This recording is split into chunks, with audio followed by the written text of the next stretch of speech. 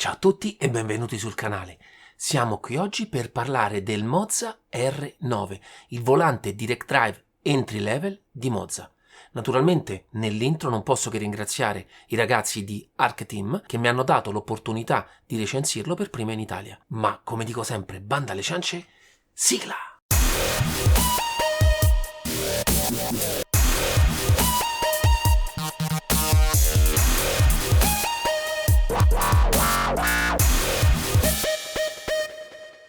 Ciao ragazzi, come ho detto nell'antefatto siamo qui oggi per parlare di R9, il piccolo di Moza, volante Direct Drive da 9 Nm. All'inizio voglio subito parlarvi di quello che è il packaging, per chi se l'è perso durante l'unboxing. Ha un appeal molto carino, molto di prodotto consumer, sia per le colorazioni, le belle foto stampate sopra. Ragazzi, fatto veramente bene. Una cosa che ho riscontrato di Moza è la cura in ogni piccolo dettaglio, proprio tutto quello che serve per conquistare i cuori di noi appassionati. Ma inizio subito con raccontarvi quello che troverete all'interno della scatola. Sicuramente l'alimentatore. Un alimentatore 36 volt, 5 ampere, 180 watt, tutta la potenza necessaria per poter sfruttare al meglio il motore da 9 Nm che il nostro piccolo Moza ha a bordo. Esteticamente troviamo nella parte frontale questa scrittina che poi sarebbe la marca dell'alimentatore ed ha dietro un LED che vi mostrerà una volta collegato che ha ricevuto alimentazione. Lato connessioni, ragazzi, ritroviamo sempre il solito cavo che ormai utilizzano tutti i motori Direct Drive. È un Molex 6 pin, ma in realtà, come vedete, ne vengono utilizzati solamente 4. Troverete poi il cavo di connessione al PC, da un lato connettore di tipo stampante, dall'altro lato USB di tipo 2 da collegare al vostro PC. E poi naturalmente la vostra base. Subito inizio col raccontarvi come la potete montare sulla vostra postazione. Ci sono, come vedete, 4 fori autofilettati M6 e quindi è possibile direttamente montarla da chiunque abbia un piano in metallo e avvitarla dal basso verso l'alto. Naturalmente tutti gli altri che possiedono altri generi di postazione dovranno comprare gli optional per poterla montare e naturalmente cercate all'interno dello shop il bracket più adatto a voi. Per quanto riguarda l'estetica e i materiali utilizzati in questa base, abbiamo alluminio di derivazione aeronautico. Ragazzi, anche la finitura è molto carina, è un nero satinato molto piacevole, tutto alluminio tranne che la back cover che è fatta in plastica. A livello estetico, subito, come ho detto anche durante l'unboxing, strizza molto l'occhio a quella che è stata la linea del CSL-DD, ma naturalmente con la mano di Moza. Nella parte dietro troviamo le connessioni. Qui trovate, come vedete, la connessione dell'alimentatore. Qui il connettore per collegarlo al vostro PC e qua ci sono 2 connessioni RJ per collegare periferiche e per i controlli di Moza delle proprie basi. E questo pulsantino qui invece servirà per accenderlo. Nella parte frontale invece ritroviamo il mozzo e il quick release. Mozzo sempre in alluminio. Io trovo molto piacevoli e molto carino questo genere di mozzo perché danno un bel senso di robustezza a quello che è anche l'aspetto estetico del prodotto. E davanti, sempre in alluminio, il quick release. Il quick release che troviamo montato anche qui sull'R9 è lo stesso che ritroviamo sia sui suoi fratelli, sorelle maggiori, ma anche sono gli stessi che utilizza SimMagic. Sono tutti di derivazione automobilistica. Tutti i volanti che si possono montare su questa base funzionano in maniera wireless. C'è una schedina wireless nella parte frontale che consente il collegamento diretto delle proprie basi, ma naturalmente necessita di corrente e proprio nella parte frontale del proprio quick release ci sono i connettori per poter alimentare il volante che poi si collegherà wireless con la base. Ma questo aspetto tutto con la massima semplicità perché la base rileverà immediatamente il tipo di volante che avrete montato. Il motore che viene utilizzato nell'R9 è un motore servo. Sono motori che non hanno bisogno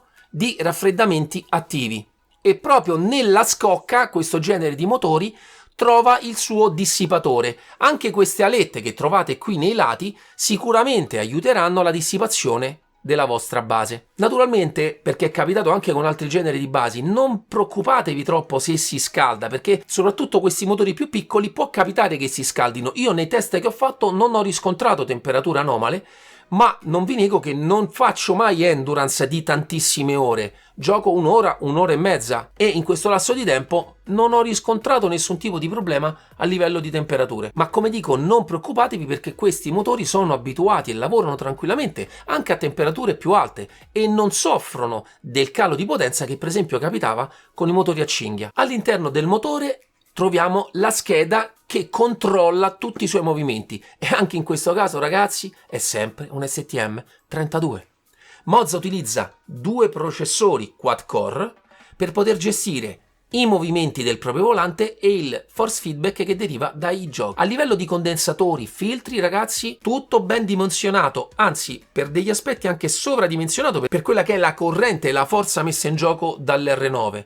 Quindi tranquillamente in linea con quelli che sono i suoi competitor. Nella parte dietro troviamo, come vi ho anticipato prima, una seconda scheda Bluetooth che serve per il collegamento all'applicazione. Sì ragazzi, perché questo volante ha anche un software che può essere gestito tramite un'applicazione sul vostro telefono, ma ve ne parlerò un pochino più avanti. Altro aspetto molto importante è l'encoder che viene utilizzato. Anche in questo caso un sensore di Hall, in linea con quello che è anche SIMAGIC, in linea con quella che utilizza anche Fanatec. Offrono poco più di 260.000 passi. Sono tanti, ci sono basi che ne utilizzano di più.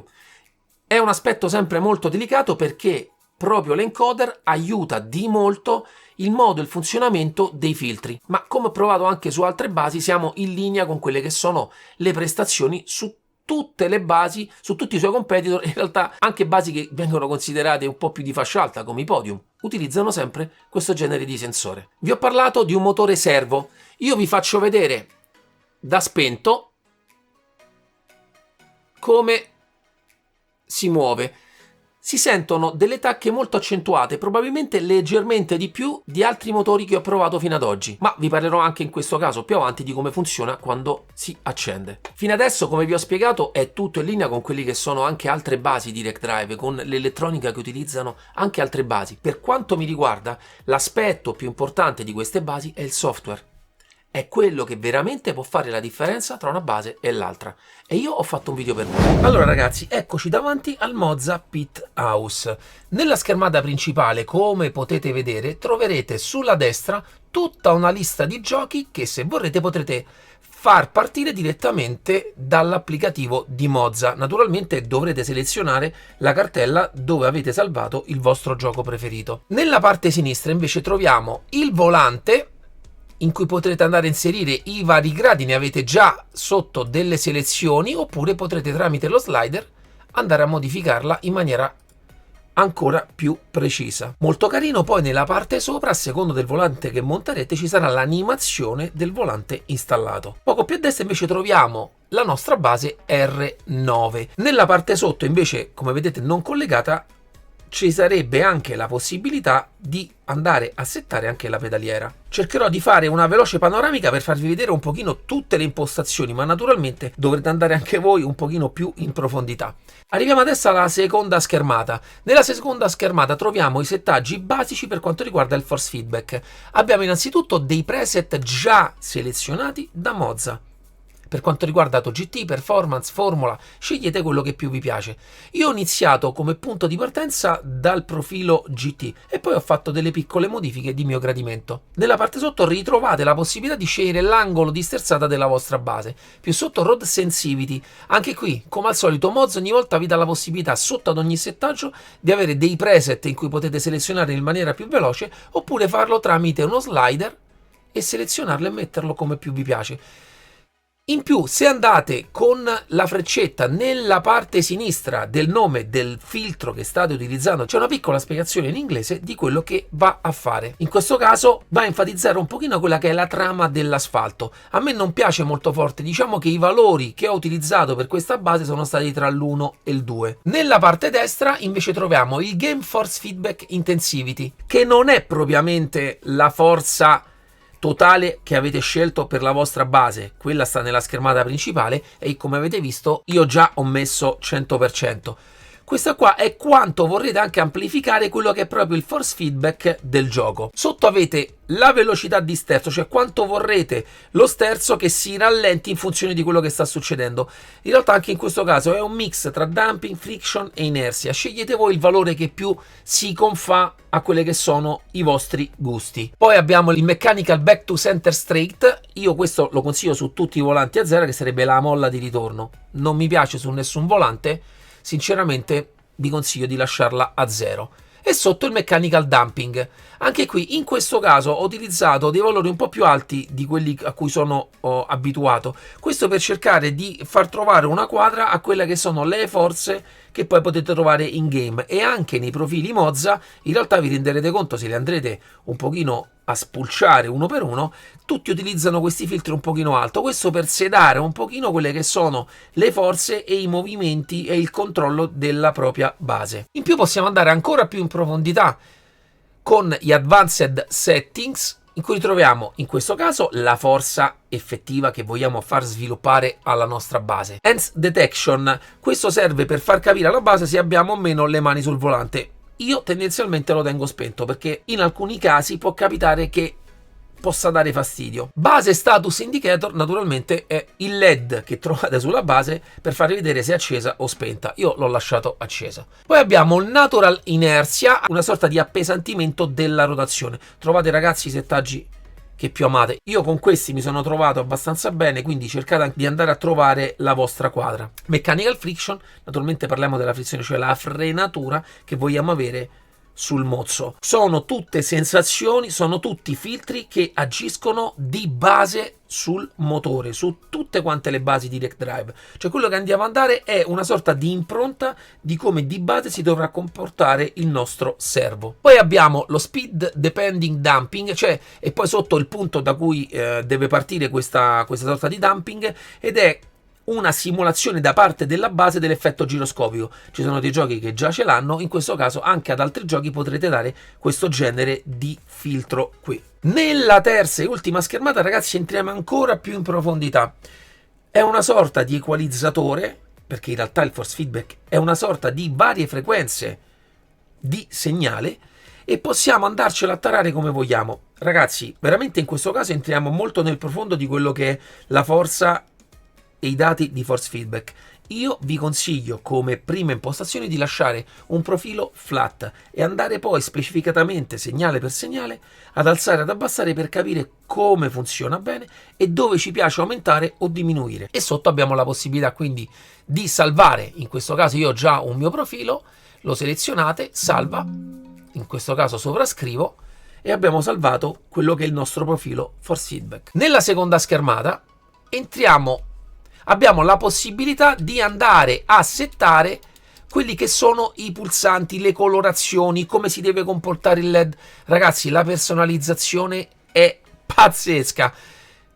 Non mi metto qui a fare un tutorial di come si fa, ma è tutto veramente molto semplice. Potete andare a cambiare il comportamento delle illuminazioni di ogni singolo pulsante, di come si comporta anche la barra LED. Scegliete voi veramente la configurazione che più vi piace. E naturalmente di tutti questi colori potete sceglierne l'intensità. Nella parte sotto, come vedete, avete la possibilità di scegliere quanta luminosità dare al vostro volante, fino addirittura a spegnerlo. La quarta schermata è la schermata della pedaliera, che in questo caso non abbiamo. La quinta schermata è la schermata dello schermo, che in questo caso non abbiamo, ma vi rimando, se è uscita o meno, alla recensione dell'R16 di Mozza, in cui ho fatto un settaggio in quel caso, in quel video, anche della pedaliera e anche dello schermo. Nella penultima schermata, a secondo delle periferiche che avete collegato, rileva il firmware che è attualmente installato e se ci sono nuovi firmware, andando a cliccare su version checking. Se rileva un nuovo firmware,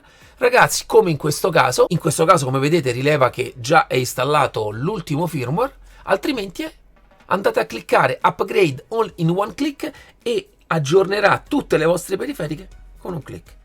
Io l'ho trovata veramente una bella cosa. Nell'ultima schermata abbiamo la possibilità di settare alcuni parametri dell'interfaccia, la lingua, i DPI dello scaling a seconda della risoluzione che avete impostato nel vostro desktop, ma niente di particolare. Anche qui abbiamo 3 schede, nella seconda ci sono tutte le funzionalità per ripristinare le varie periferiche che avete del vostro Moza nel caso abbiate problemi. Nell'ultima scheda abbiamo sempre delle altre funzioni che servono per ricalibrare la vostra base, ma anche qui il consiglio: non andate a toccare se tutto funziona nel modo corretto. Penso che su Pithouse vi ho detto tutto, vi mando una piccola schermata veloce di quello che sono i settaggi che utilizzate all'interno di Assetto Corsa Competizione, ma bene o male sono sempre gli stessi per tutte le basi Direct Drive. Eccoci ragazzi e bentornati. Il Pithouse di Moza è un software davvero completo, può andare davvero in profondità con quelli che sono gli aspetti del mondo Direct Drive. Naturalmente potrete utilizzarlo sia in maniera più basic oppure andare veramente in profondità. Ragazzi, tanto in profondità che credo, anche per il tempo che ho avuto l'opportunità di poterlo provare, non sono riuscito sicuramente a sviscerare quelle che sono tutte le possibilità che questo software offre. Quindi il mio consiglio è: metteteci mano come più preferite se siete magari persone che vogliono soltanto collegare e giocare, oppure in maniera più approfondita se siete degli appassionati. Altro aspetto legato al software, come vi ho detto prima, è che c'è la possibilità tramite un'app di gestire tutti i parametri del vostro volante. Naturalmente metterò un piccolo video qui al lato per farvi vedere come è completo questo software, come è simpatico, perché è la prima volta, credo, che una base, una software house utilizza questa possibilità. La trovo personalmente anche molto utile magari nei centri simulazione in cui mentre uno guida il coach si mette lì e magari vi aggiusta alcuni parametri secondo le vostre esigenze. O anche per voi magari mentre giocate vi basterà premere un attimo pausa, prendere il telefonino e fare i vostri aggiustamenti. Ma anche in questo caso ragazzi, se vogliamo entrare in modo più diretto su quelle che sono le sensazioni, ragazzi, dobbiamo provarlo e vi mando un piccolo video.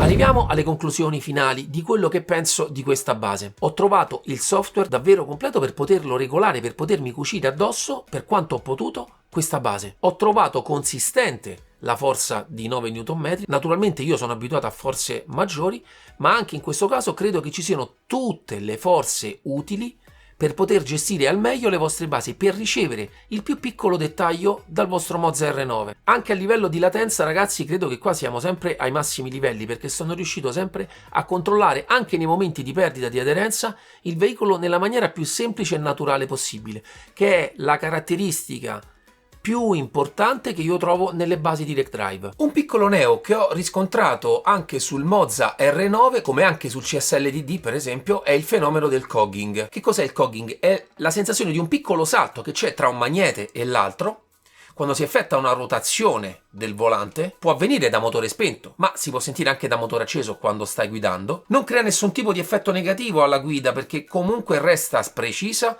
e si mantiene sempre il massimo controllo. Voglio comunque tranquillizzare su questa cosa dicendovi che il cogging è una caratteristica tipica di tutte le basi Direct Drive entry level. Nel Moza R9 può sembrare un pochino maggiore perché per esempio a differenza del CSL DD utilizza dei magneti di alta qualità e una velocità massima dello slot molto elevata. Però devo dire che a livello di controllo del veicolo ragazzi veramente nessun tipo di problema. Tu sei bravo. No, ma che bravo. Sei bravo. No, tu sei molto bravo. No. Tu hai un dono, amico. No. Te lo dico io. Tu hai un dono. Va bene. Per i test ho utilizzato sempre il nuovo volante Formula, il GS. È un volante abbastanza leggero e anche adatto a questo genere di base. Si riesce a sfruttare molto bene e ti aiuta a far percepire tutti i piccoli dettagli che l'asfalto offre e che le basi Direct Drive in generale possono offrirci. Quindi che dire, vi consiglio la base R9? Certamente che sì, sicuramente tutta l'utenza che proviene da base ingranaggi e a cinghia ha la possibilità di una nuova scelta in tutto il panorama entry level Direct Drive.